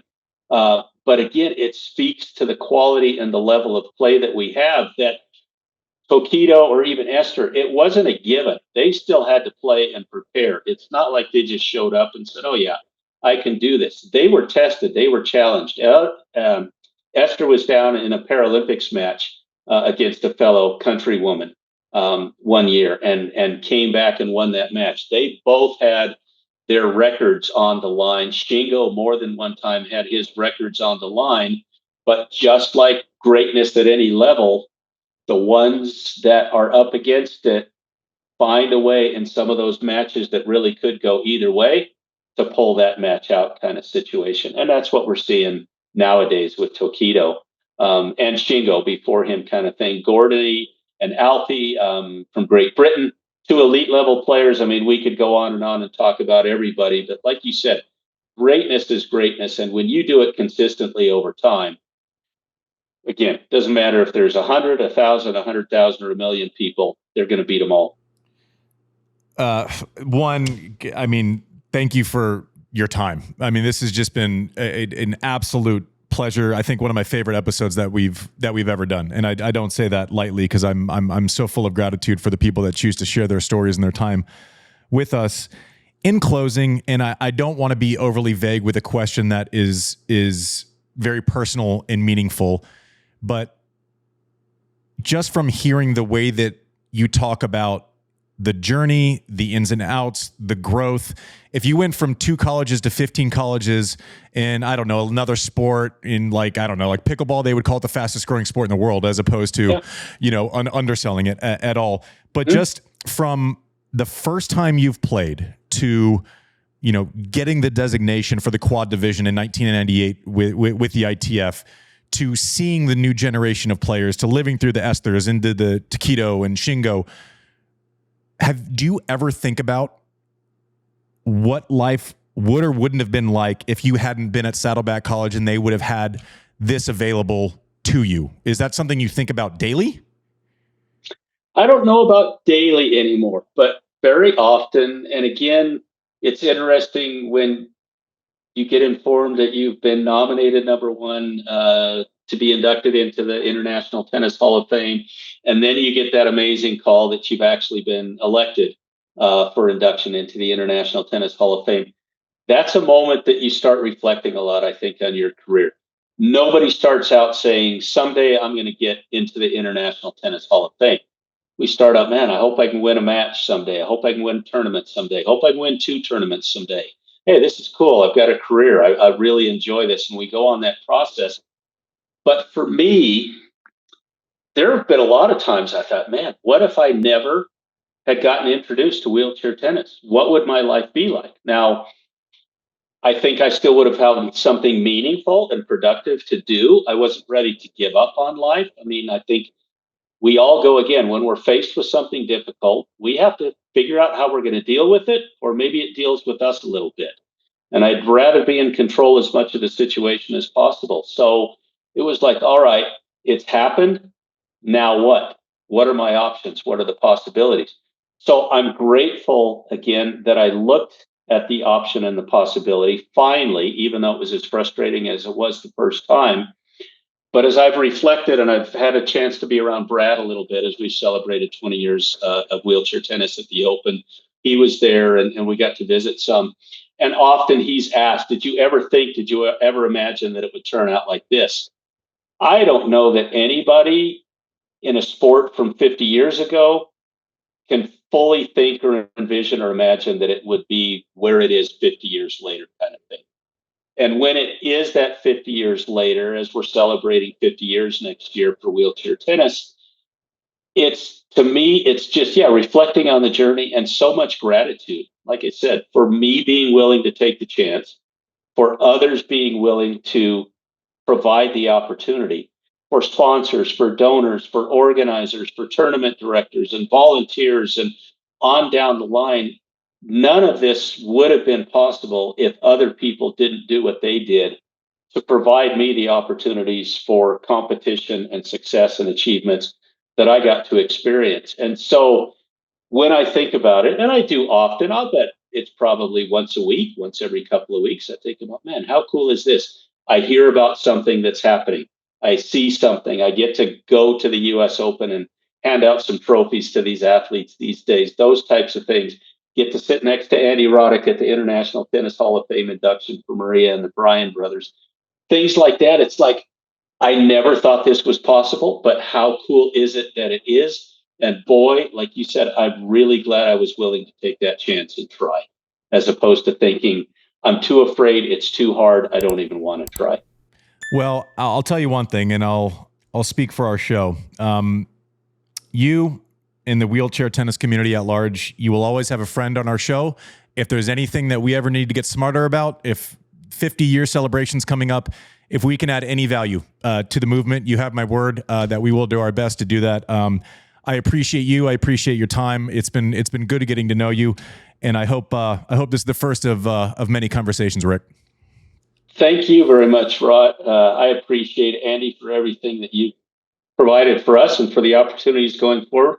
I'm sure I'll be bugging you again about next year as we celebrate 50 years. I appreciate the kind words. I appreciate the thoughtful questions and the conversations we had. And that goes both ways. If there's ever anything I can do to be of assistance, you've got my contact number. And look forward to crossing paths with you again. Thank you. Cheers. Thank you. Thanks for listening to Serve.